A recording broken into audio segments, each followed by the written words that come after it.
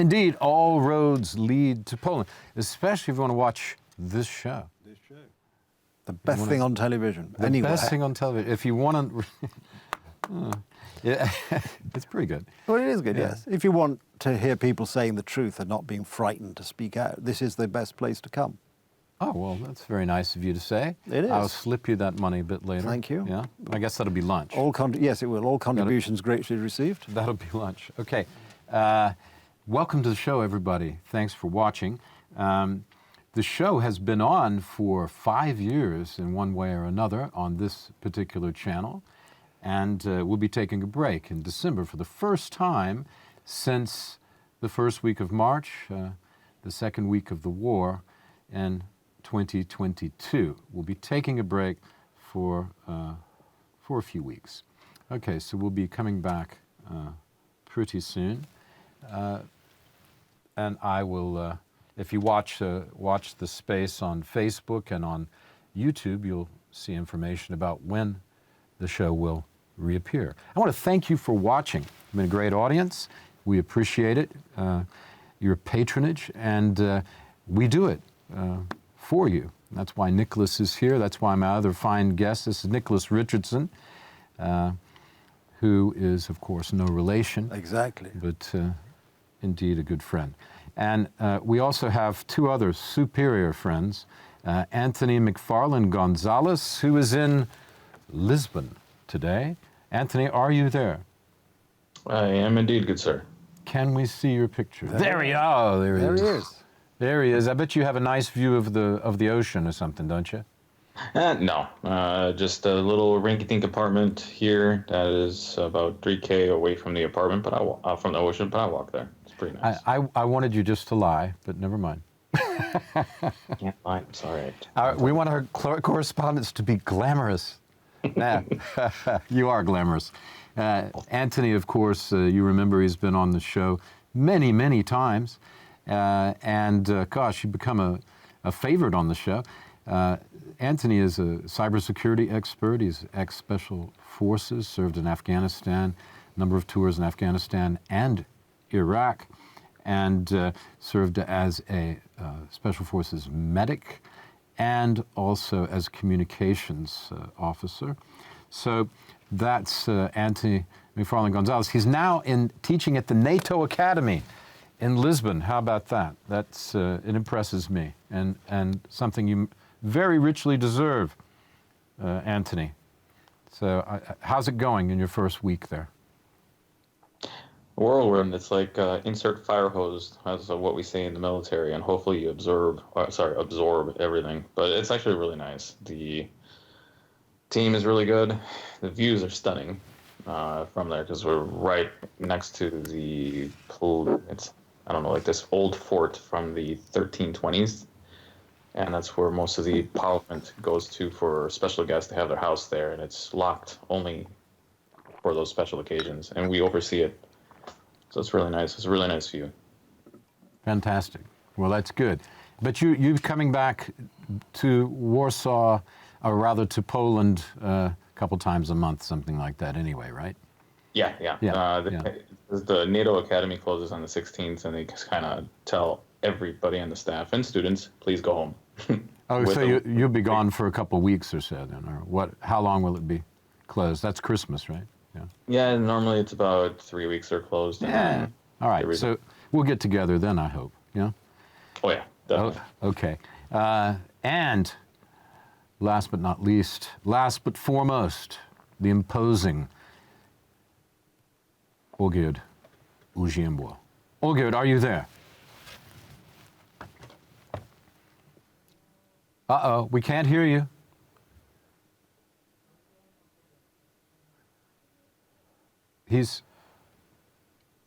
I heard him vaguely. I heard him vaguely as well. I heard him only vaguely. Yeah. And we must patch that in. Yeah.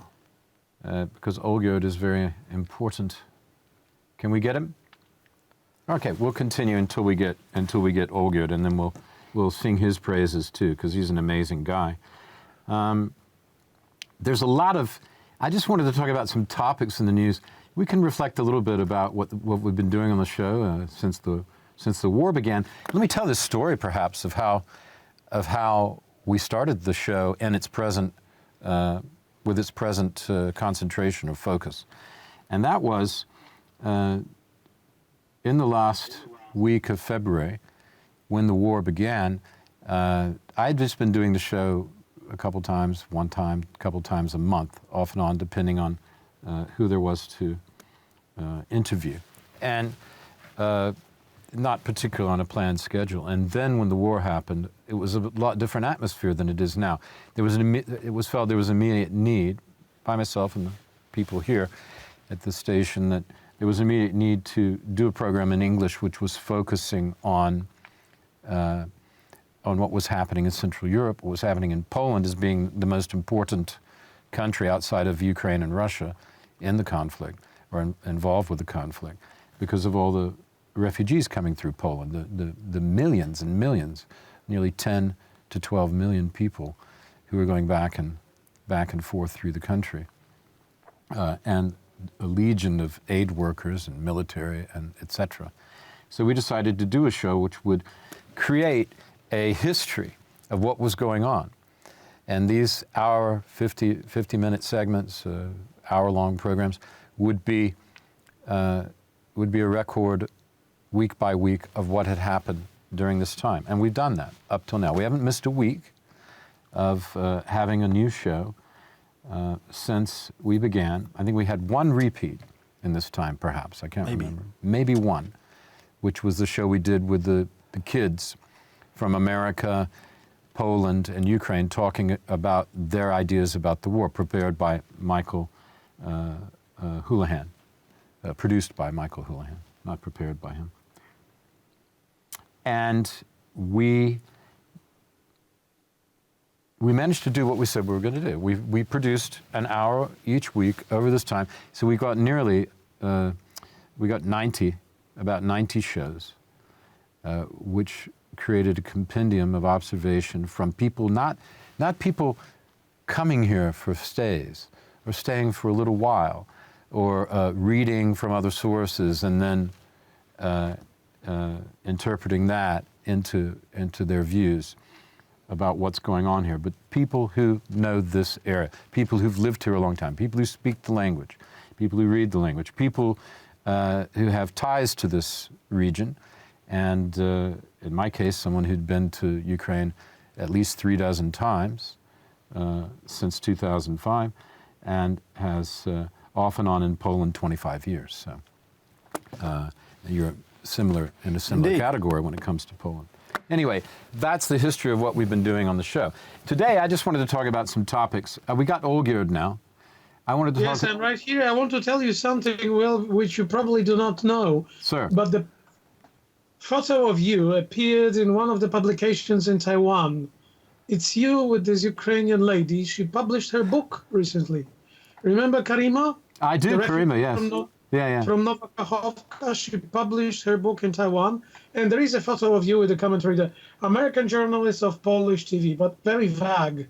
There's not even your name there. Oh, but there's a picture. What's in a name? Yeah, as long as they got my mug Yeah. on there. So it was, but that's I'll curious. send you a picture of it later. Send it to me. But that's curious. But I remember Karima, of course. She's been she had the most fascinating story of going, escaping I know, it's very dramatic. through Russia and into Latvia. You remember? I do, it's very dramatic, yes. Yeah, as a way of It's getting even out. more interesting. She finally went to Taiwan, Yes. and then from Taiwan to US, and then now she's back home working in Kiev. Wow. So I should be in Kiev translate. soon, so I have to look her up. Say hi. Yeah. Yeah. Yeah, I'm glad. I see occasional social media posts from her every now and then. So I knew that she'd been in Taiwan. But the most amazing thing, I didn't know she was published back her in book Kiev. Chinese. Go ahead, sorry. She published her book in Chinese, and it's kind of interesting, and yeah. That's really interesting. Yeah. Did she write it in Chinese? Actually, they grabbed her war memories that she jotted down in Ukrainian, in Russian, and they translated it in Chinese, and then she read it back because she reads Chinese, so she read it, she corrected it. Yeah, I was telling her that I was talking to her about writing an article about her, and we just never got around to it because she didn't stay long enough to sort of do it, you know? Because I thought it was such a good story. I thought I could have written that well. The story of her escape would have made a compelling narrative. So I guess she was able to write it herself and publish it in China. Why not? She's a Chinese. Taiwan. She's a Chinese scholar, right? In Taiwan. Come on, do not confuse those two. I'm sorry. In Taiwan, in Chinese, in Taiwan. That's what I meant. In Chinese. Yeah. Yes. To me, Taiwan is China. That's how I grew up. Taiwan was China. The other place we didn't, you know, we didn't speak of that as China. I guess we did, to some extent, but. No, I'm myself a strong supporter of Republic of Taiwan, but they will never dare to change the name to it. No. But I just want to say a couple words about Olgierd Uziemblo. I said I was going to do that, so we talked about everybody else. Olgierd Uziemblo is a professor of, or an instructor. I don't know how to describe you, an instructor, because is that fine? An instructor who should be a mega professor at the University of Warsaw, a Chinese, a scholar of Chinese, a linguist, speaking many different languages. How many languages do you speak, Olgierd? Your English is excellent. Chinese is excellent. Russian? Well, Russian, yeah. That's my first language, yeah. Anything else? I speak some Ukrainian. I speak some other European languages. The most important is how many I read. How many do you read? How many do you read? Because that's true for a scholar. That's important. Most of the Europeans I can read on a scholar level, so I can read my scholarly articles. But with speaking, it's much worse, much worse. So I don't speak that many languages, but I read a lot, and that's at least I used to, because I'm losing my eyesight. Gosh, who isn't? Look at these thick glasses. Okay. Right. So that's Olgierd. You're still working on your book, though, aren't you? We were talking about your book. Have you made any progress on that lately? Actually, there is an interesting development there because the Foundation of Endangered Alphabets, I don't know whether I talked about them, just published another book, Writing Beyond Writing by Tim Brooks, and it's really interesting. It's about writing systems. It's something that I want to write more scholarly about it, and he wrote about it in more literary fashion. It's really interesting. Very good. Yeah, and are you going to produce that book? Yep. Yeah. I hope so, yeah, eventually.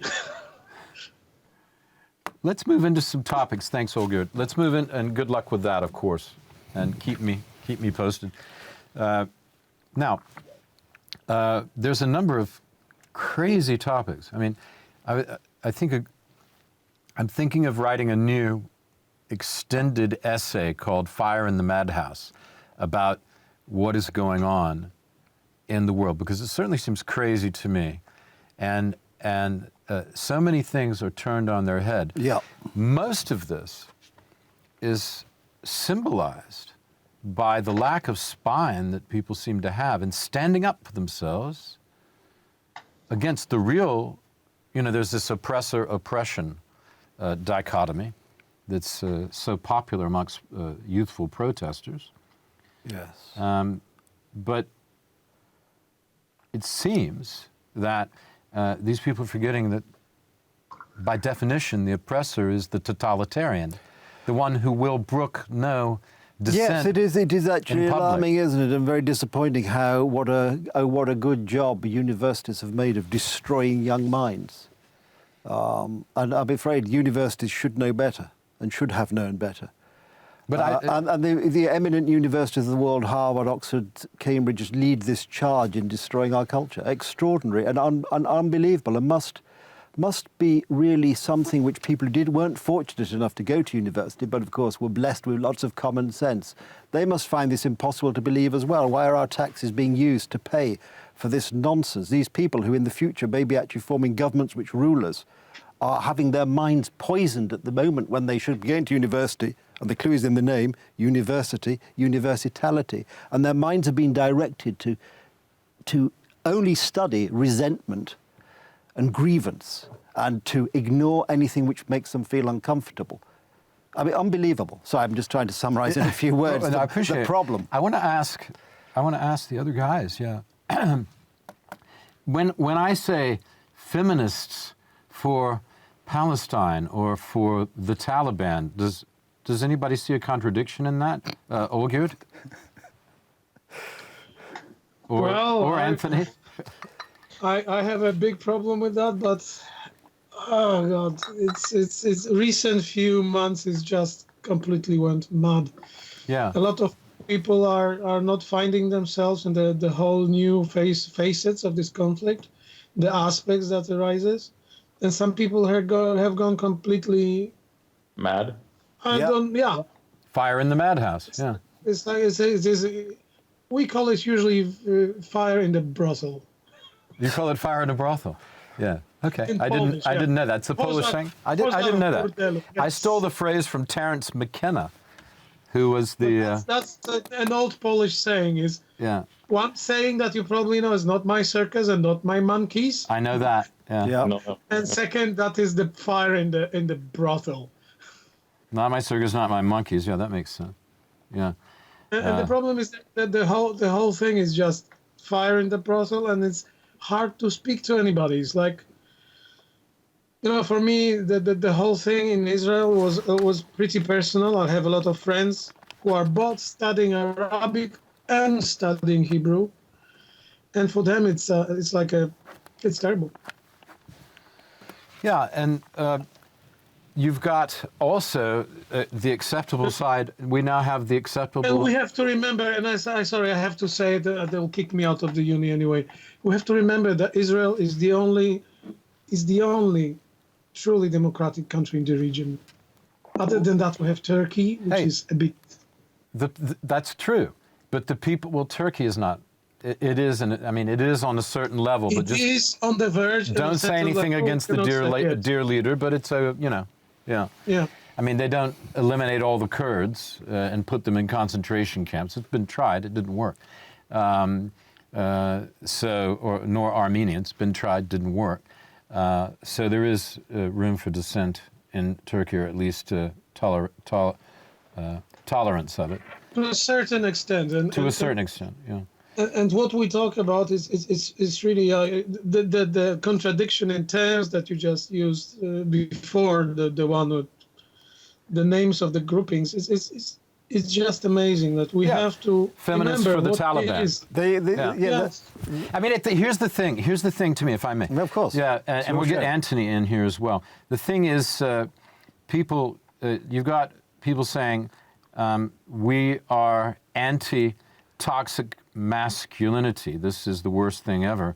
And then you have women saying, well, we'd be better off if we were Muslim. Yeah. Which is the most, by their definition, would be the most toxic masculinity available. It just goes to show that ever since women got the vote, just kidding. Write in if you wish. Write in. Write in. Write in and tell the station to keep that they're missing a great show when we aren't on for the next month. Anthony,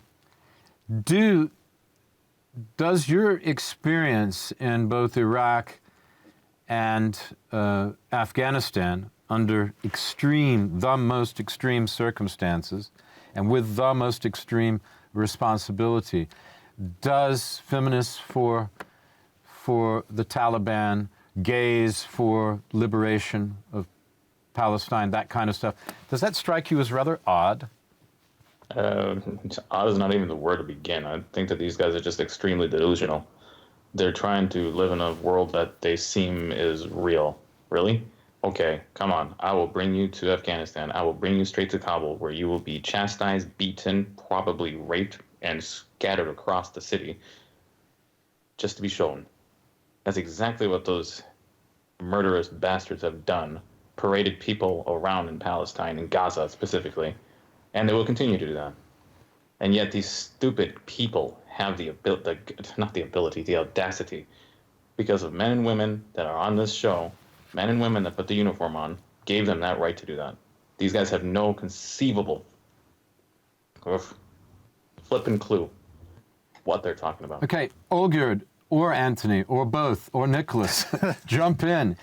Let's just okay, free for all. I just want to say one thing. Yes. I want to say one thing from my, ethnographer point of view. Just, I know it is very often coincidental that yes, Muslim and yes, very traditional culture. Let's talk about this. This is mostly cultural thing. There are certain cultures within Muslim community that are just particularly dangerous. Yeah, and unfortunately, that's you're absolutely right. Because Olgierd, not the entire Muslim community is like that. There's only a fraction of it. But the problem that we have is 325 million of these idiots. Can we see Anthony, please? Condensed. Yeah. And they're condensed right there in the precipice of where they're trying to conduct their operations. Yeah, well, that's the problem. It's always the minority that causes the problem. I really, it's ridiculous. People say, and it always happens whenever there's an atrocity in Europe. Oh, by somebody who shouts Allah Akbar before murdering somebody, oh, it's nothing to do with Islam. It's everything to do with extreme Islam. And the fact our own politicians who are there to protect our populations pretend it's nothing to do with Islam only emboldens these people. And Hamas and Hezbollah are rubbing their hands with glee, and their leaders who live in absolute luxury in Qatar and safe places away from the bombs are rubbing their hands with glee because it's more money for them, that our politicians are stupid enough to let this sort of thing go on. We should start deporting anybody who's committed of any crime who happens to be Islamic to one of these lovely countries where they'd rather be, because I'd rather they didn't turn Europe into the complete mess of the countries they've all come from. And this is a controversial view, but this is what has to happen. Because, sorry, just to go on the point about minorities, you could say in the Third Reich that most Germans were not Nazis. Exactly right. But it was the minority, and I'll tell you more. Let's be clear about the minority. What you have to worry about is what males aged between 18 and 40 are doing, because they're the ones who fight, they're the ones who cause the trouble. And if you lose control of that part of your population, you've lost the problem. And it's a determined minority. Yeah, exactly. And this minority, we're allowing this minority and their attitudes to grow in our countries, and it's going to. We are storing up problems for the near future, not the far future. I think people are starting to say that this is the case. Yeah. But I don't see why it should be. I don't see why we listen to these morons. But we do. We do. We can't say Happy Christmas. Christmas is coming up. We can't say Happy Christmas because it offends somebody. Merry Christmas. Actually, Merry Christmas. What? Yeah. But the problem is that he's Happy Thanksgiving. Nicholas hitting it right on the dot. But the problem is that we have applications and abilities to communicate, and social media, as he said before once, like many shows ago, probably about 7. The last time he was on, is that social media is the crux of what the problem is right now, that people have the ability to say whatever the hell they want without any consequences. That's the problem. Yeah, I think social media has a lot to do with it. It's given a lot of lame brains a forum and a lot of empty heads a place to show off their emptiness. But you see this, we see it, you and I see it, among people we know in this city who, when we meet them, are perfectly normal. But on social media, they have said things about things you and I have said, and they become completely sort of seized with some sort of madness. Now, imagine you're starting off... They don't say it to your face. Yeah. They don't say it to your face. But imagine you're not starting with people you know, but with complete strangers who have already got an axe to grind, and it becomes infinitely worse. Well, I know, because I've said various times, I've said, say it to my face. Yeah. I can be here. I'll be here at this time. Come and say it to my face. Well, they won't do it. To put what you said and what you guys are touching on is the problem that is exactly what Hamas is doing. They're using that platform as a tool to spread their ideology and their problem. It's not about spreading Islam. No, Islam is another religion. It's just like Christianity. It's just like Judaism or Buddhism, whatever that may be. But it's the radicals that are using these platforms and influencing, as you said, empty heads, or I would just call them plain freaking idiots, that are being influenced in the manner that are going to be causing problems. Tony, that was fierce. What is the more... Olgierd, last word. We got to take a break. We've already gone. The more terrible one thing is we talk about Hamas, we talk about Hezbollah. Where the hell do they get the funds? They get the funds from us. Follow the money. Exactly. Yeah. Okay, we'll come back and we'll expand on that very interesting thought When we come back after the break, buy all these products. It won't keep us on the air, but it'll keep some of the station on the air. We'll see you right after the break. Thanks for watching.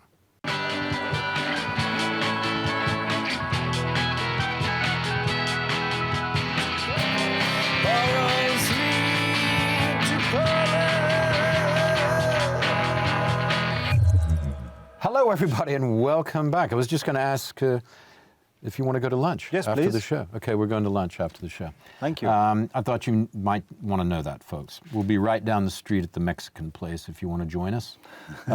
And back to Anthony and Olgierd. Hello. The joys of recorded live television. This show is recorded live. This show is presented as it happens. It is not re-edited. People have asked me that, is there an editorial thing? No. We run it as if it were a live show, so the recording is live to tape. How about that, folks? Don't see that a lot these days. No. Now, let's go back to what you were saying. Olgierd, let's pick up your point again from the end. Do you remember your point from the end? Yes, I still remember my point. Okay. Could we carry on with that?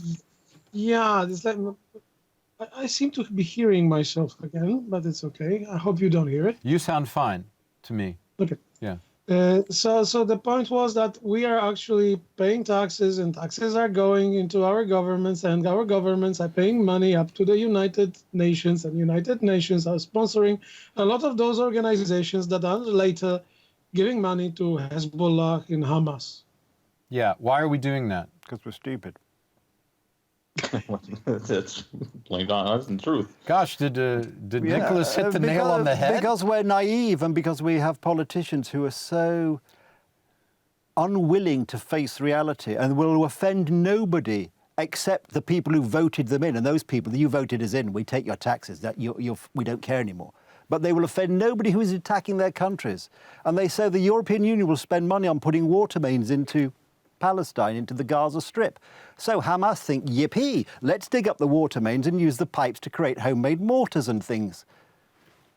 One example, one of the many examples. Is that the case, Anthony? No, actually, he's not too far off with that. They're using the money to build weapons, but the biggest thing that they did is they took those billions of dollars and built the underground bunkers and underground tunnels all across Gaza that Israel has been warning other countries for decades. And the fact that we are as naive as humanly can be did not heed the warning signs. It was not just only an intelligence failure for the attacks on the 7th of October. Got it. That's a mistake that Israel had to live with for the rest of their existence. But it's the international community for the intelligence that has failed completely to actually adhere and push the politicians to say, hey, you guys need to stop funding, because they're not using the funds in the correct manner that they're intended for. Aid? No, that's not aid. That's aiding themselves, aiding and embedding criminals that are going to be using these funds against a neighboring country that is known, and that's what they want to do. And they've continued to do that, and they will do that until somebody cuts the plug off from the funding. Now, who else is going to provide the funding? Well, follow the cookie crumbs, or follow the breadcrumbs, as some other people call it. Money trails will always lead you to the people that are funding it. And I'm talking about the countries that are in the Middle East that are pushing Hamas to do this. They're aligned with them. And that's not only the countries in the Middle East. You got to look outside of the Middle East. Yes. Yeah. What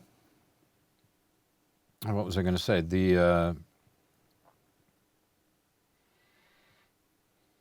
You've got oh yes, I know what I was going to say. Again, we had the war fatigue with Ukraine. We noticed that war fatigue beginning even the summer after the February in 22. We noticed the first tinges of this war fatigue, the first pangs of war fatigue. Now, what we're seeing now is after the, what was it, the 7th of October? 7th of October. The attack on Saturday. We did a show that day. Since that attack, already there's a kind of fatigue, it seems, has crept in to the view of what's happening in Israel, as if the attack is being forgotten already. And I know there's a lot of back channeling going on to get those hostages out. That's a lot about what's going on. And also, there's plenty of pressure on Iran behind the scenes, no doubt. But there needs to be an obvious statement made that this is not okay. You're not allowed to go into the streets and be anti-Semitic when Israel's been attacked in this way. Yep. And But not the army, the regular people. Yes, well, this is exactly the point. This is the problem which has been in London. These protesters saying all sorts of terrible things and the Metropolitan Police does nothing. But if you tweet, you go on the street and say death to the Jews and the Metropolitan Police does nothing. You have these pro-Hamas headbands, you have these pro-Hamas posters, Palestinian flags, the Metropolitan Police does nothing. But there is video. There is video of them arresting 2 men who were carrying British flags, the flag of England. You know, but if you want to really get the Metropolitan Police to take notice of you, tweet, women don't have penises. They'll be round in a minute with lots of police cars. But, you know, go on the street and say you want to advocate killing people. They're not interested. Have your car stolen, your house broken into. You'll never see them. Good point. But, you know, they've now become thought control police. Exactly. I mean, this is happening. But here's a question for you. Imagine in the streets of New York or London, let's say London, just after 9/11, that there were people, these huge protests in favor of bin Laden and the Al-Qaeda and the Taliban. Well, you wouldn't have point. that. I mean, I remember I went over to Afghanistan to find out, and Pakistan to the tribal areas to find out what the heck was going on, and it was enlightening and quite different from what one might think. But when you look at this situation, Anthony or Olgierd, do you think that people would have had what's happened in 20 years that we can have these kind of pro-terrorism open displays of mobs and we didn't have it 20 years ago after 9/11? What's changed? Because they're Jews, it's okay? Anti-Semitism is suddenly okay? Yeah, that's I the went main to the point. Poland Museum yesterday to just the Poland Museum of Jewish History in Warsaw, which is really extensive and amazing. Yesterday, just to walk around and say, I'm here, you know, as using my time to go over there and just spend some time sitting there looking at some of the exhibitions again, because of what's going on, to show some kind of even personal solidarity, which I think anyone can do. That's something I can do, right, with my time. Yeah. As a protest against this kind of stuff that's going on, you know. Well, you know, even in Poland there was this protest, pro-Palestinian protest, whatever, and there was this lady with the poster that was pretty much anti-Israeli. Well, she got kicked out of the university. That's the only difference. And where was that? Here, Warsaw. In the Warsaw University? Yeah, she was a Norwegian student studying medicine here. And she's no longer a student. She wasn't. She was carrying, and the poster was, for people who might not have seen it, it was a picture of a waste paper basket with the Israeli flag being put in the waste paper basket, and the slogan was something, clear up the world. Oh, so death clean the world, yes. Death to the... The same poster appeared in London, actually, and it seems the Met didn't do anything about it. But that's I do not understand how we got to this point. Because in we got to this point. Years. We got to this point because there's been so much uncontrolled and controlled Muslim immigration into Western Europe that the politicians now are looking at the votes. And frankly, a couple of bombs and the rape of your daughter is nothing as long as if I get 10,000 votes out of it at the next election. And that is the point. And the politicians will not actually admit it. And that's why you saw it in the UK with all these young girls in Rotherham being raped and drugged by these gangs and other cities, these gangs of Muslim, mainly Pakistani men, and nothing was done about it. And if you got together a gang because if you complain about it, you're racist. If you got together a gang to go and take care of them, defending your own country, one man you'd all go to jail. One man went to try and get hold of his daughter from one of these houses, and the police arrested him. Of course. Yeah. You know, it wouldn't happen in America. Why wouldn't it happen in America? Because you all have guns, and there'd be a posse, and by the time the police were called, the problem would have been solved. It's been happening in some cases. You know, this is what Dirty Harry was all about. Yeah, exactly. Because back in the 70s, there was this very left-leaning judiciary which said, oh, the poor criminals. This was the beginning of this. You know, you get a fat society, and then a lot of people have time to sit around and think up excuses for everything. Who would have thought in 2023 Jewish folk Jewish folk who escaped the Holocaust and their families would live in fear of walking on the streets of London or Paris, for example, and who would have thought that governments would actually stand idly by and allow this to happen? I didn't. They didn't. Hey, Anthony, okay, Similar thing happened in the US when you have students, Jewish students, being afraid of going out on the campus because there is some kind of a protest. A lot of For me, it's absolutely ununderstandable. It's crazy to me as well. I was talking to a friend last night. He went to the University of Washington.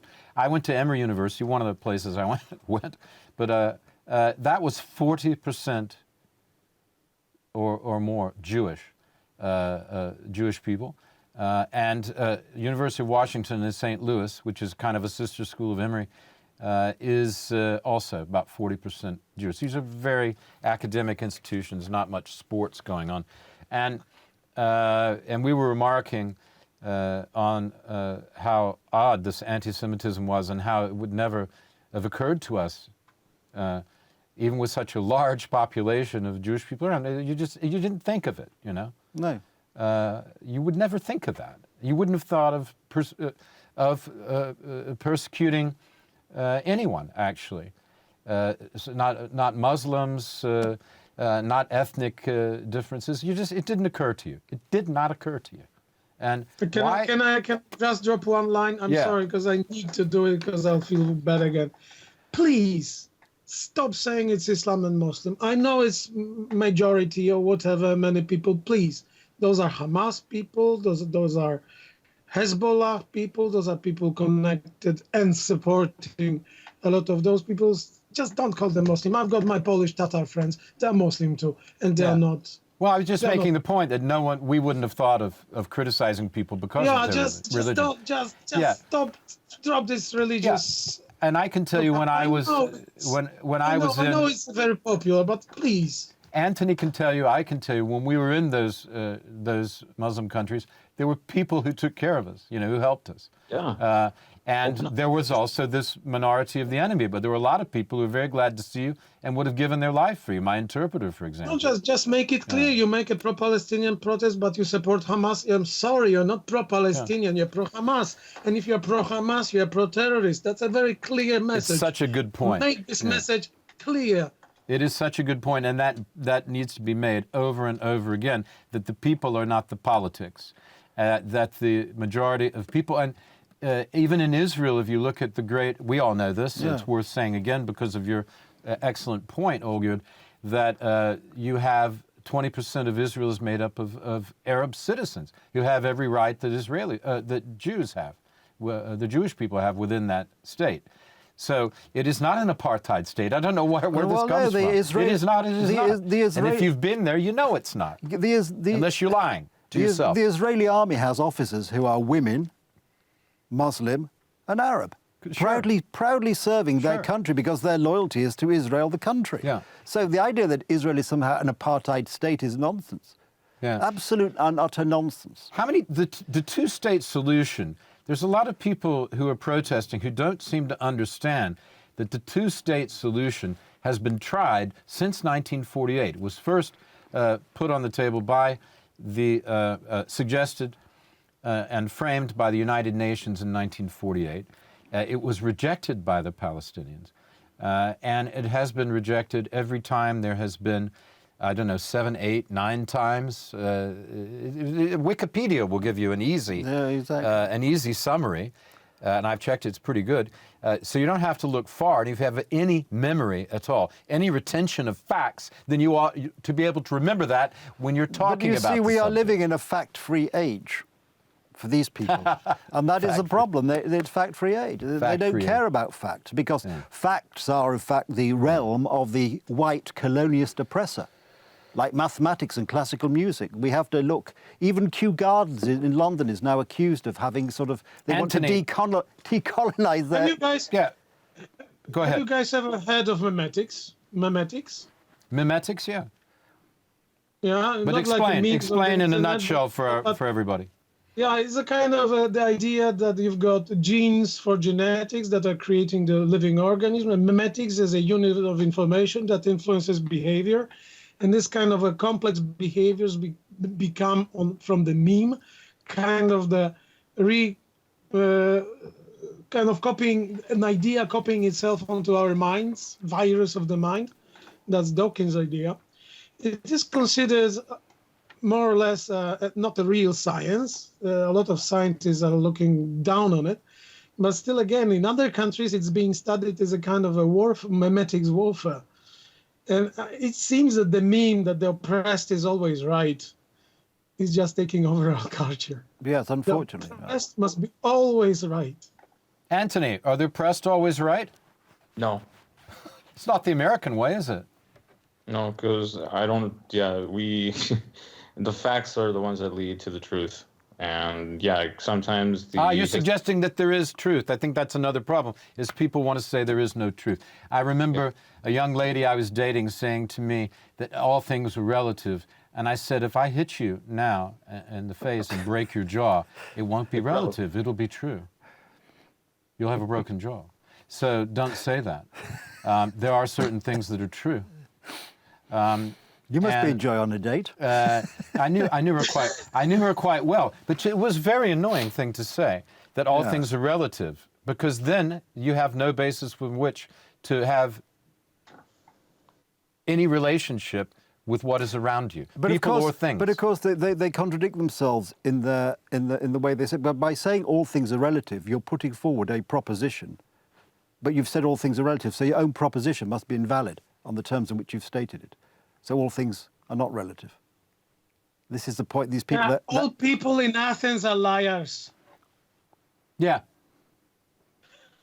All people in Athens are liars. You know the old adage. Or what I do, and what Norman Tebbit, the British politician, once said on an interview.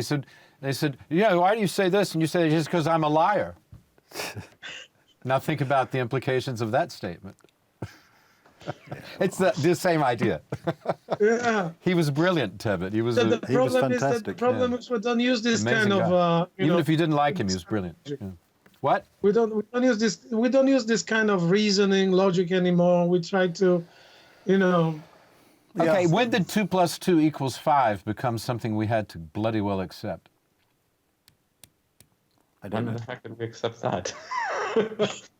Well, I mean, because rational. Have you ever watched any kind of flat Earth documentary? I have seen it yet because I watch it as comedy. Yeah. And you see that they're perfectly logical. They're proving everything, but they just forget that even the fact that they can translate it to another part of the flat Earth, it still depends on it being a globe. Yeah. Yeah, I mean, all you have to do is get out a periscope and look at the horizon. The Flat Earth Society the Flat Earth Society has sacked their global head. What's that?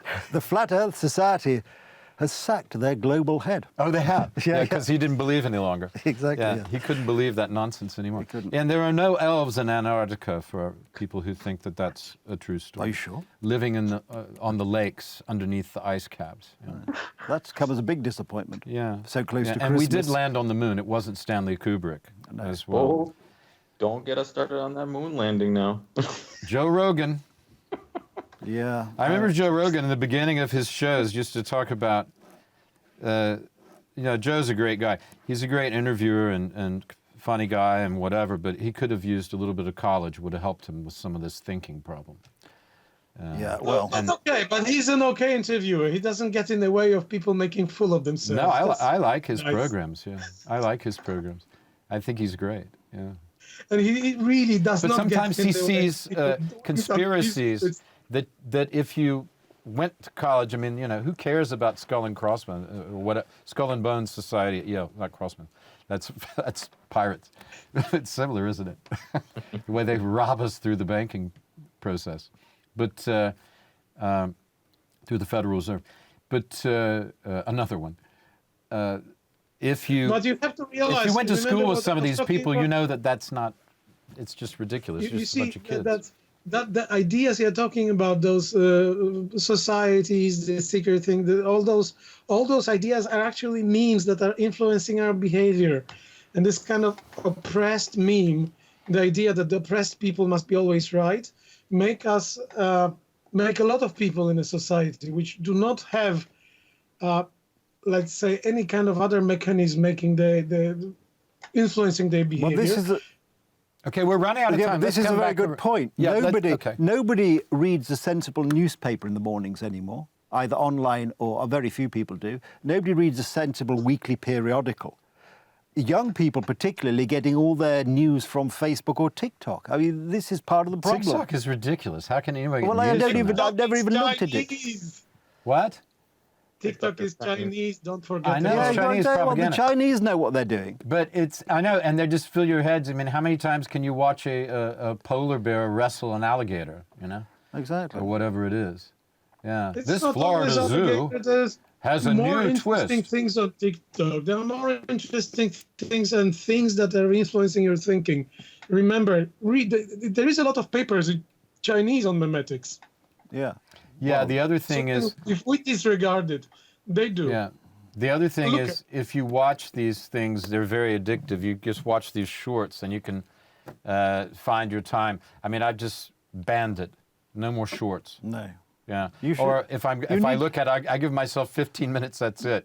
Because it really is like heroin after a while. Because anything, you know, any shiny object to keep me from doing some hard work, which is Well, that's the problem. thinking or writing or working out or talking to friends like you who keep me sane and others about real things. It's where somebody will say, you know, you read something and I talk about, you know, proper broadsheet newspaper, and you'll have people on Facebook say, oh no, that you can't read the XYZ newspaper because it's all biased.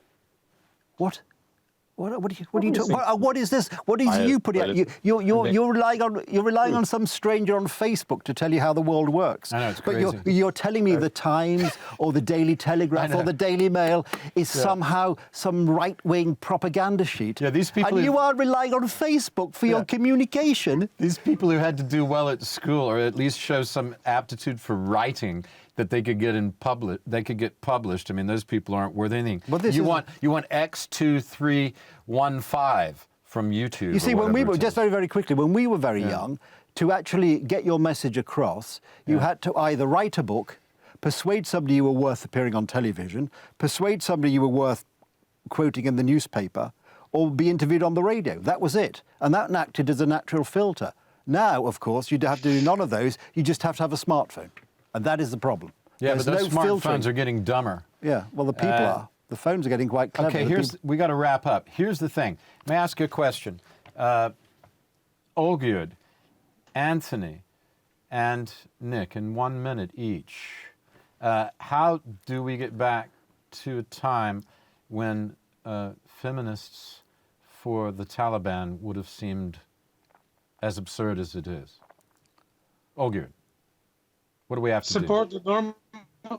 Support the normal feminists, because I think people are created equal.